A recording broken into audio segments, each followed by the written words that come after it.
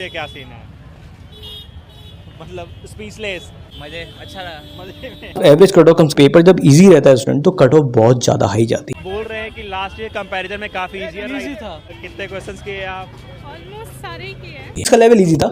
Optics में कुछ student कहते हैं कि टफ आया था, टफ कुछ नहीं था, प्रिज्म एंगल से रिलेटेड प्रॉब्लम थी वहाँ। लगा कि अब इस बार और हार्ड होगा 25 से ज्यादा। तो कट ऑफ मान के चलिए आप एंगल ऑफ रिफ्रैक्शन का सम करना था और डेविएशन को सम करके आपका एंगल ऑफ प्रिज्म से गाइडेंस देंगे, वो आपका रिसर्च सर देंगे। लॉन्ग टर्म एक्सपीरियंस है सर को काउंसलिंग लेने का। कितने अटेम्प्ट किए आप? जो नीट की जो आपकी बैकबोन होती है, हम जानते हैं क्या होती है, बायो, केमिस्ट्री और फिजिक्स।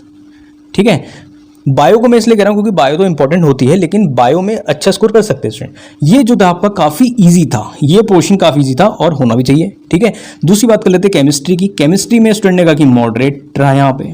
ठीक है, फिजिकल केमिस्ट्री में थोड़ी बहुत दिक्कत कह रहे थे स्टूडेंट आई थी, लेकिन उस लेवल की दिक्कत भी नहीं आनी चाहिए थी क्योंकि पेपर का लेवल वाकई में बहुत ईजी था। फिजिक्स में थोड़ा आपका लेंदी रहा पेपर। ठीक है, लेंदी था। ठीक है, पेपर बहुत ईजी था, बहुत ज़्यादा ईजी था। ठीक है, तो अब मैं बात कहूँ कि आपका फिजिक्स का लेवल इजी था। ऑप्टिक्स में कुछ स्टूडेंट कहते हैं कि टफ आया था, टफ कुछ नहीं था, प्रिज्म एंगल से रिलेटेड प्रॉब्लम थी वहाँ पे। एंगल ऑफ रिफ्रैक्शन का सम करना था और डेविएशन को सम करके आपका एंगल ऑफ प्रिज्म से इक्वेट कर देना था। ठीक है, तो बहुत इजी प्रॉब्लम थी वहाँ पे। तो फिजिक्स भी ओवरऑल बहुत इजी रही थी यहाँ पे। ठीक है, इजी था आपका। तो ओवरऑल जो आपकी कंडीशन बनी थी यहाँ पे, पेपर बहुत ही इजी रहा। और जब पेपर जब इजी रहता है स्टूडेंट तो कट ऑफ बहुत ज़्यादा हाई जाती है। ये बात आप लिख के ले लीजिए। पेपर जब भी इजी रहता है कट ऑफ क्या रहेगी आपका, बहुत ऊपर जाएगी। तो इसका जो इम्पैक्ट पड़ेगा आपका सेंटर और स्टेट दोनों की काउंसलिंग में पड़ेगा। ठीक है, तो मैं फिर से कह दूं, घबराने की जरूरत नहीं है, लेकिन फिर भी आप 22 लाख स्टूडेंट में आपका वहाँ पे compete कर रहे हैं, तो पेपर जब इजी होता है तो उन स्टूडेंट को बेनिफिट मिल जाता है जिनकी स्पीड काफ़ी ज़्यादा होती है। ठीक है, स्टूडेंट अगर थोड़ा बहुत भी आपका स्पीड बहुत ज़्यादा अच्छी है या एवरेज है, वो आपका ऑलमोस्ट उस कट ऑफ तक पहुंच जाएगा। अब कट ऑफ कितनी रहने वाली, क्या रहने वाली, इसके बारे में जो है हमारे बारे में जो कॉलेज की जो काउंसलिंग जो हमारे सर देखते हैं। ठीक है, तो मतलब कि वो बताते हैं कि मतलब उनको काफ़ी लॉन्ग टर्म एक्सपीरियंस है। ठीक है, काउंसलिंग का कि किस तरह से आपका कट ऑफ जाने वाली, स्टेट की कितनी रहेगी, सेंटर कितनी रहेगी, रिसर्च सर। ठीक है, उनसे आप कनेक्ट हो सकते हैं।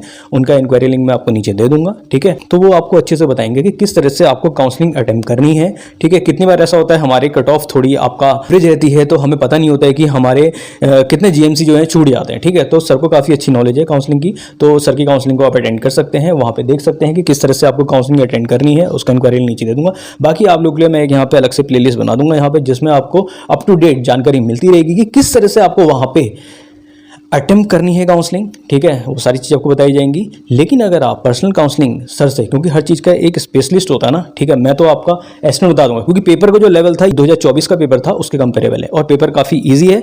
तो कट ऑफ मान के चलिए आप एवरेज कट ऑफ कम से कम 620 जनरल कैटेगरी में मिनिमम कह रहा हूँ मैं, अपने एस्टिमेट बता रहा हूँ कि आपका 620 एटलीस्ट जाने वाली है। बाकी एग्जैक्ट जो आपका डेटा और चीज़ें जो आपका काउंसलिंग की जो आपकी गाइडेंस देंगे वो आपका रिसर्च सर देंगे। लॉन्ग टर्म एक्सपीरियंस सर को काउंसलिंग लेने का। ठीक है, और काफ़ी अच्छी जगह उन्होंने आपका कैरियर काउंसलिंग की भी है। ठीक है, तो सब्जेक्ट और इवन कॉलेज से रिलेटेड कोई भी काउंसलिंग चाहिए, रिसर्च सर से आप कनेक्ट हो सकते हैं। इंक्वायरी लिंक नीचे दिया गया है, आप डेफिनेटली उनसे जुड़िए।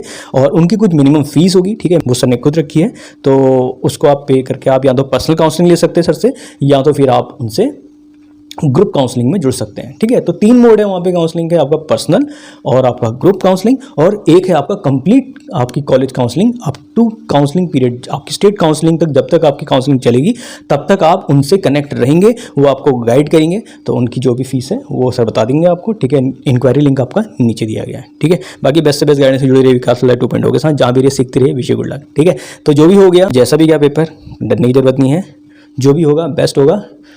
अब आप लोगों को थोड़ा रिलैक्स करना है, एंजॉय करना है और थोड़ा घूमिए फिरिए। ठीक है, विश यू गुड लक।